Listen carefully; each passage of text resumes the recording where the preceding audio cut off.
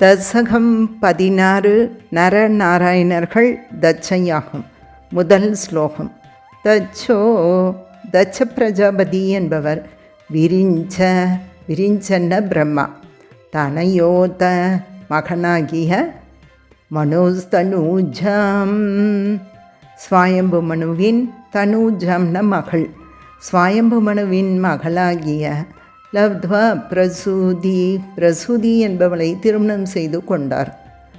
போன தசகத்தில் நம்ம பார்த்தோம், ஸ்வயம்பு மனுவின் மகளாகிய தேவகூதிக்கும் கர்த்தமருக்கும் திருமணமானது. அவர்களுக்கு கபிலர் பகவானே குழந்தையாக வந்து பிறந்தார் என்று. அதே ஸ்வயம்பு மனுவின் இன்னொரு மகளாகிய பிரசூதிக்கு பிரம்மாவின் மகனாகிய தட்சனுக்கும் திருமணமாகிறது. அவர்களுக்கு எத்தனை குழந்தைகள்னா மிக சோடசன 16 சாபகன்யா 16 பெண்களை பெற்றார்கள். தர்மே திரையோதசன 13 பெண்களை தர்மதேவருக்கும் பித்ருசு ஸ்வதாம் ஸ்வதா என்ற பெண்ணை பித்ருதேவருக்கும் ஹவீர் புஜின அக்னி தேவருக்கு ஸ்வாகா அப்படின்னு சொல்லக்கூடிய பெண்ணையும் சதீம் கிரிசே ஸ்வதம்சே சதி என்பவளை கிரிசேன்னா யார்? உன்னுடைய அம்சம் கிரிசே சதாசிவன் பரமசிவனுக்கு சதியை திருமணம் செய்து கொடுக்கிறார். கருத்து என்னென்ன? பிரம்மாவின் பிள்ளை தட்சனுக்கு ஸ்வயம்புமனுவின் பெண்ணாகிய பிரசூதியோடு திருமணமாகின்றது. பிரசூதிக்கும் தட்சனுக்கும் 16 பெண் குழந்தைகள் பிறக்கின்றன.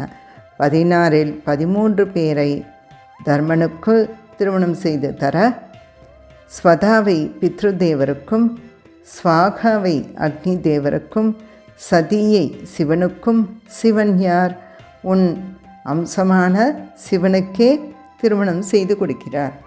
2வது ஸ்லோகம். இந்த தசகத்தோட பேரை பார்த்ததுமே சந்தேகம் வரலாம்.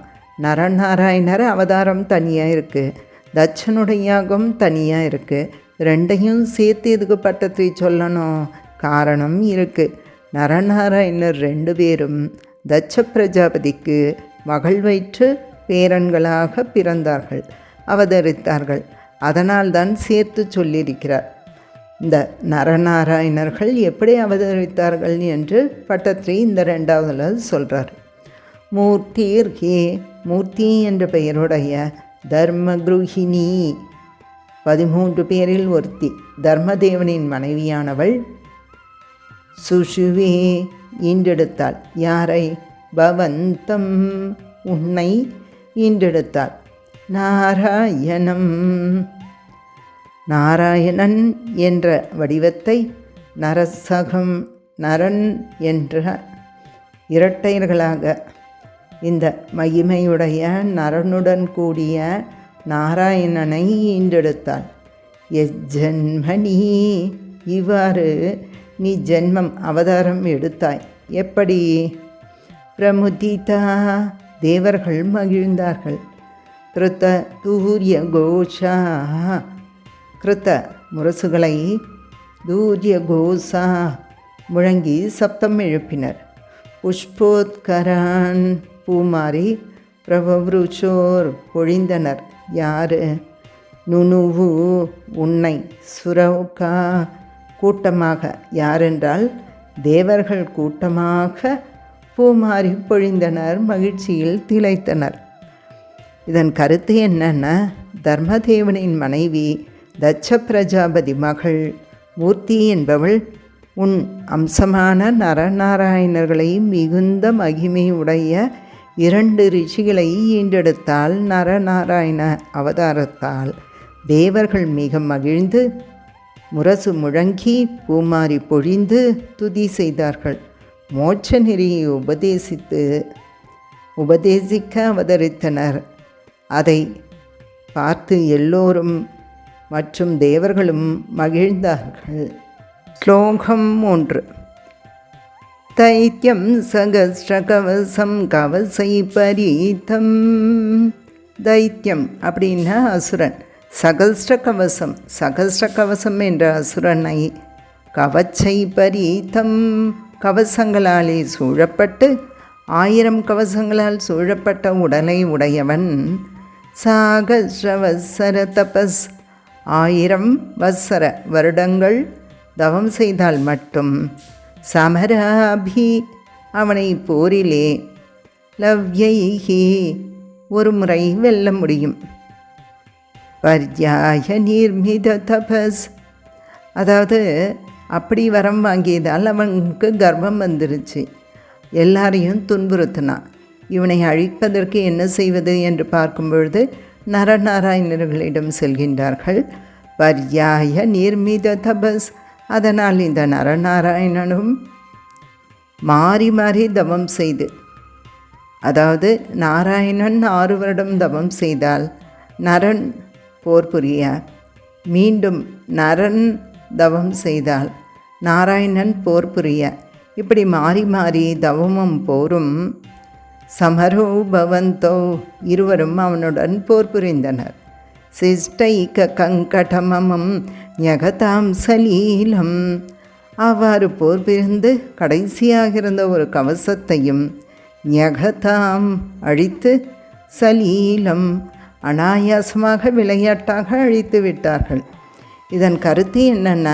சகஸ்ர கவசம் கொண்ட 1000 கவசங்கள் கொண்ட அந்த அசுரனானவன் 1000 வருடம் தவம் செய்தால்தான் போரிலே ஒரு கவசத்தை உடைக்க முடியும் என்ற ஒரு வரத்தை பெற்றவனாக உன்னோடு போர் புரிய நரனும் நாராயணனும் மாறி மாறி தவம் புரிந்து மாறி மாறி போர் புரிந்து, போரிலே நீங்கள் இருவரும் அந்த ஒரு கவசம் மட்டும் மீதி இருந்த அவனை, அந்த கவசத்தை உடைத்து துளைத்து அவனை அனாயாசமாக அழித்து விட்டீர்கள் என பட்டத்ரி தெரிவிக்கின்றார். ஸ்லோகம் 4. அன்வாச்சரண்ணுபதி சன்னபி மோட்ச தர்மம். நபி மோட்ச தர்மம், அந்த மோட்சத்திற்கான மார்க்கத்தை நுபதிசன் உபதேசித்தல், அன்வாச்சரன் பின்பற்றுதல், துவம் பிராத்ருமான் பத்ரிகாஸ்ரமம் அத்தியவாசி. துவம் நீ உன்னுடைய பிராத்ருமான் சகோதரனோடு பத்ரிகாஸ்ரம பத்ரிநாத் என்கின்ற இடத்தில் மத்தியவாசி அங்கே எழுந்தள்ளி இருந்தாய், தவம் புரிந்து வந்தாய். சக்ரோத் ததே சமதபோபல நிசகாத்மா. சக்ரோ அப்படின்னா இந்திரன். தே உன்மேல், சமத்தபோபல உன்னுடைய நல்ல ஒழுக்கத்தையும் நல்ல தவபலத்தையும் பார்த்து, நிஷகாத்மா பொறாமை கொண்டு, திவ்யாங்கனா அழகிய அங்கங்களையுடைய தேவலோக பெண்கள், பரிவிருத்தம் புடைசூழ ரஜிகாயமாரம் அனுப்பி வைத்தாய். மன்மதனோடு தேவலோக பெண்களை புடைசூழ அனுப்பி வைத்தாய். இதன் கருத்து என்னென்ன? நீங்கள் மோட்சத்தை உபதேசித்து பின்பற்றி இப்படி நரநாராயணர்களாக சகோதரர்களாக பத்ரிகாசிரமத்தில் பத்ரிநாத்தில் எழுந்தருளி இருந்த பொழுது உங்களுடைய தபோபலத்தை பொறுத்து கொள்ள முடியாமல் இந்திரன் மன்மதனையும் தேவலோக பெண்களையும் அனுப்பி வைத்தார் என பட்டத்ரி கூறுகிறார். 5வது ஸ்லோகம். நரநாராயணர்களின் தவத்தை கலைக்க மன்மதன் தன் அம்புகளை தொடுக்கின்றான். காமோ வசந்த மலையா நிலபந்துசாலி. காமோ காமனாகிய மன்மதனானவன்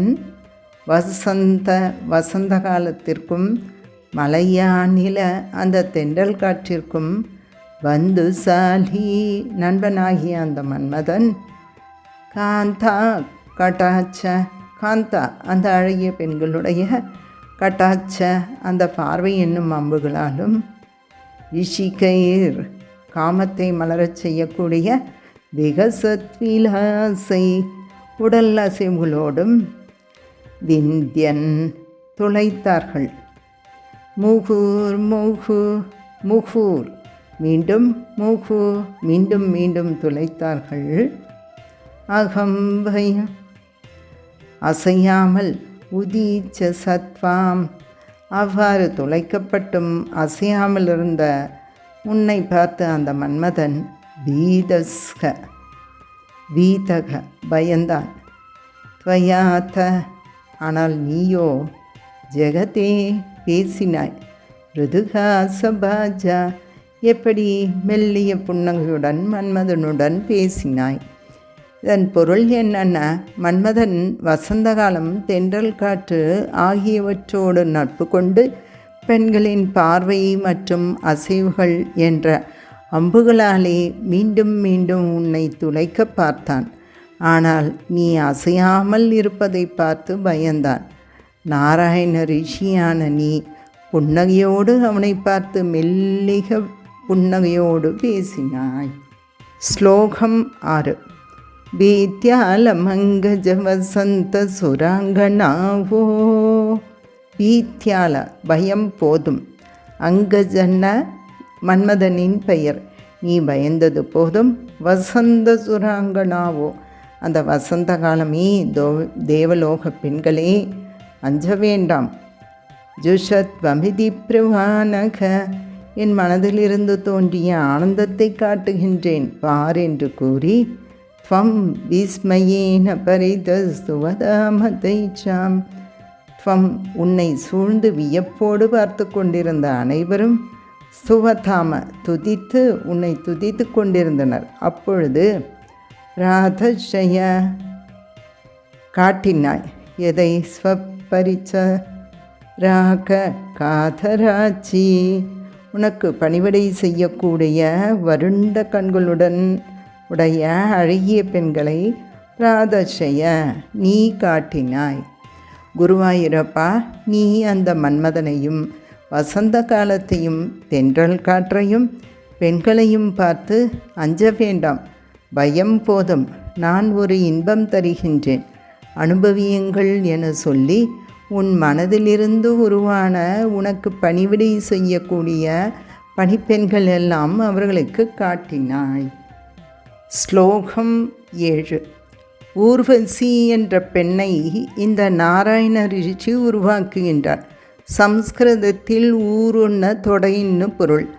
நாராயண ரிஷி என்ன பண்ணுறாராம், ஒரு பூமட்டை எடுத்து தன் தொடையில் வீசினார். அந்த ஊருவிலிருந்து எல்லோரையும் வசீகரிக்கக்கூடிய ஒரு பெண் தோன்றுகின்றாள். ஊருவிலிருந்து தோன்றிய வசிருப்பதாலே ஊர்வசி என பெயர் பெற்றாள். எப்படி அவனை உருவாக்கினார் என்பதை பற்றி 7வது ஸ்லோகத்தில் சொல்கிறார். சம்மோகனாய மிலிதா மதநாதயஸ்தே. சம்மோகனாய மயக்குவதற்காக, மிலிதா கூடியிருந்த, மதநாதயஸ்தி மன்மதன் உள்ளிட்ட அனைவரும், த்வத்தாசிகா பரிமலை கிளமோகமாபூஹு. த்வத்தாசிகா உன்னுடைய அந்த பணிப்பெண்களின் பரிமலை அந்த அழகினை பார்த்து, கிளமோக மாப்புகு அவர்கள் அனைவரும் மயங்கி விழுந்தனர். தத்தாம் துவயாச்ச ஜக்ருகோஸ்திரபயைவ சர்வ. தத்தாம் துவயா உன்னால் உருவாக்கப்பட்ட, சர்வ சர்வாசி அனைத்து தேவலோகவாசிகளுடைய, கர்ம சமணி கர்வத்தையெல்லாம் அடக்கக்கூடிய, புனரூர்வசீம் தாம் ஊர்வசி என்ற நீ உருவாக்கிய பெண்ணை, திரபயைவ வெட்கத்தோடு மன்மதனும் மற்றவர் பெண்களும், ஜக்ருஹு பெற்று சென்றார்கள். அதாவது உன்னை மயக்குவதற்கு கூடியிருந்த மன்மதன் போன்றோர்கள் உன் பணிப்பெண்ணின் வாசத்தால் அவர்கள் மயங்கினர். நீ உருவாக்கி வழங்கிய ஊர்வசியை அவர்கள் பெற்று சென்றார்கள். ஸ்லோகம் 8. திருஷ்வோவசீம் தவகதாஞ்ச நிசம்ய சக்ரக. திருஷ்வோர்வசீம் அந்த ஊர்வசியை பார்த்து, தவகதாஞ்ச இங்கு நடந்த அனைத்தையும், நிஷம்ய காதால் கேட்ட, சக்ரக இந்திரன், பர்யா குலோஜனிபவன் மகிமாவமாஷாத் பர்யாகுலோ ஜனிபவன். இந்த விவரங்களை பெருமையெல்லாம் கேட்டு மிகுந்த வருத்தப்பட்டான். ஏவம் பிரசாந்த ரமணீயதராவதாராத். ஏவம் இப்படி பிரசாந்த மிகவும் சாந்தமாக, ரமணீயதரா அழகிய, அவதராத் உன்னுடைய அவதாரம் சிறந்தது என்றாலும், த்வத்தோதிகோ வரத கிருஷ்ண தனுஸ்வமீப. த்வத்தோதிகோ இவை எல்லாவற்றையும் விட, வரதனே கிருஷ்ணதனு உன்னுடைய கிருஷ்ணாவதாரமே ஸ்வமேவ சிறந்தது. அதாவது பொருள் என்னன்னா, ஊர்வசியை பார்த்து நடந்த கதையையும் கேட்டு உன் பெருமையை எண்ணி இந்திரன் வருந்தினான். நீ இந்த சாந்தமான நரநாராயண அவதாரத்தை விட எங்களுக்கு கிருஷ்ணாவதாரம்தான் பிடிக்கும். குருவாயூரப்பா, நீ அந்த கிருஷ்ணன் என்பதையும் அறிவேன். நரநாராயணராக சாந்தமாக ஒரே இடத்தில் இருக்காமல் கண்ணனாக ஆடி ஓடி விளையாடி அருள் செய்யவும் வரதா என 8வது ஸ்லோகத்திலே வர்ணிக்கிறார் பட்டத்ரி. அடுத்ததாக 9, 10வது ஸ்லோகத்தில் தட்ச யாகத்தை சுருக்கமாக சொல்கிறாரு. தட்சனுக்கு கர்வம் அதிகமாக இருந்தது. என்ன காரணம்னா, அவன் தந்தையாகிய பிரம்மா தட்சனை ரொம்ப கொஞ்சி பாசம் காட்டிட்டார். தந்தை எப்பொழுதுமே மகனை புகழக்கூடாது.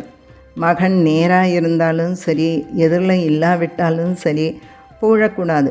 பிரச்சனை என்னன்னா, இந்த 9வது ஸ்லோகத்தில் பார்ப்போம். தச்சஸ்துதாதுரதிலாலனயா ரஜாந்தோ. தச்சஸ்து அந்த தட்சன் இருக்கின்றானே, நரநாராயணர்களின் தாய் வழி தாத்தா. அந்த தட்சன் என்பவன் தாத்து, அவர் தகப்பனாராகிய பிரம்மாவினால் ரதிலாலனயா மிகவும் அதிகமாக கொஞ்சப்பட்டதினால்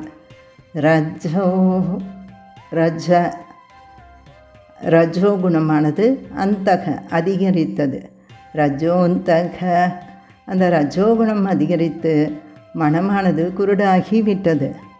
நாத்யாத்ருதஸ்வயி ஸ்வயி உன்னிடத்தில் மரியாதை இல்லாதவனாக, ச கஷ்டம் அசாந்திராசித் அவ்வாறு மரியாதை இல்லாததால் மனமானது நிம்மதி இல்லாதவனாக இருந்தான். ஏன வியருந்த பகைமையை பாராட்டி என்ன செய்கிறான் என்றால், பவத்தனுமேவ சர்வம். தனு என்றால் சரீரம், சர்வம் என்றால் சிவபெருமான். உன்னுடைய சரீரமாக இருக்கின்ற சிவபெருமானை, அவனுடைய மருமகனாகிய கிரீசனை, யஜ்ஞேச வைரபிசுனி ஸ்வசுதாம் யமானீத். யஜ்ஞேச ஒரு யாகம் செய்தான், வைரபிசுனி எதிரியே, அதாவது அவன் மீது உள்ள பகைமையை வெளிப்படுத்த, ஸ்வசுதம் தன்னுடைய மகளாகிய தட்சனின் மகள் சதி என்பவளையும் யமானீத் அவமானப்படுத்தினான். அதனால் சதி தேவியானவள் அக்னியில் பிரவேசம் செய்து பிறகு பர்வதிராஜன் மகளாக பார்வதியாக மீண்டும் சிவனை வணங்கினாள் என்பது பின்வரும் வரலாறு. இதன் கருத்து என்னன்னா, தட்சன் பிரம்மாவாகிய தந்தை கொஞ்சியதாலே மனமானது குருடாகி உன்னையும் மதிக்காமல் உன் சரீரமாக சிவனிடம் பகைமை பாராட்டி அந்த பகைமையை வெளிப்படுத்த ஒரு யாகத்தை செய்து சதிதேவியையும் அவமானப்படுத்தினான். ஸ்லோகம் 10. கிருத்தே சுமர்த்திதமகஸ் சதுகிருத்த சீஷோ. மர்த்திதமகஸ் அப்படின்னா யாகசாலை. கோபம் கொண்ட ஈசன் யாகசாலையை அழித்து சதுகிருத்த சீஷோன்ன தலை, தட்சனின் தலையை கிரீசன் கொன்றுவிட்டார். தேவ பிரசாதித்த தேவர்கள் அனைவரும் தோன்றி ஹராத்தத பிரார்த்திக்க, அத்த மீண்டும் லப்த ஜீவக தட்சனுக்கு உயிர் கொடுத்தனர். லப்த ஜீவக யாகத்திற்கு வைத்திருந்த ஆட்டின் தலை, அந்த தலையை தட்சனுக்கு பொருத்தி, அதாவது தலை வெட்ட தட்சன் போயிட்டான். ஆனாலும் தேவர்களின் பிரார்த்தனையானால் சிவனின் கோபமானது தணிந்து ஆடி யாகத்திற்கு வைத்திருந்த ஆட்டின் தலையை தட்சனுக்கு வைத்து லப்த ஜீவக உயிர் பெறச் செய்து, அதாவது ஒரு யாகம்னு ஆரம்பித்தா பாதியில் நிறுத்தக்கூடாது, அதனால் இப்படி நிறைவு செய்தார்கள். தவத் பூரித த்வத் பூரித கிருதுவர, த்வத் உன்னால், பூரித நிறைவு பெற்றது, கிருத்துவர கிருத்துன்ன யாகம், கிருத்துவரன்ன சிறந்த யாகம், பூரித்தன்ன நிறைவு செய்யப்பட்டு அப்படின்னு பொருள். த்வத்பூரித கிருத்துவரக, குருவாயூரப்பா உன்னாலே யாகம் நிறைவு செய்யப்பட்டது. யாகம் பூர்த்தி செய்யும் சமயம் ஹவிர்பாகம் தரும் பொழுது கருட வாகனத்தில் பகவானே தோன்றினாய். இது இரண்டாவது கருட சேவை. பாகவதத்திலும் இதை பற்றி விளக்கியிருக்கின்றார்கள். அந்த கருட சேவை காட்சியை தட்சனுக்கு காட்டி யாகத்தை நிறைவு செய்தாய். புனக, அதன் பின் சாந்திம், தட்சன் மன நிம்மதி அடைந்தான். தந்தையாகிய பிரம்மா கொஞ்சும் போதோ கர்வமாய் இருக்கும் பொழுதோ சாந்தி அடையலை. சிவன் தண்டித்தார். பின்னர் யாகமானது நிறைவு செய்து உன் அனுக்கிரகம் பெற்ற பின் மனசாந்தி அடைந்தான்.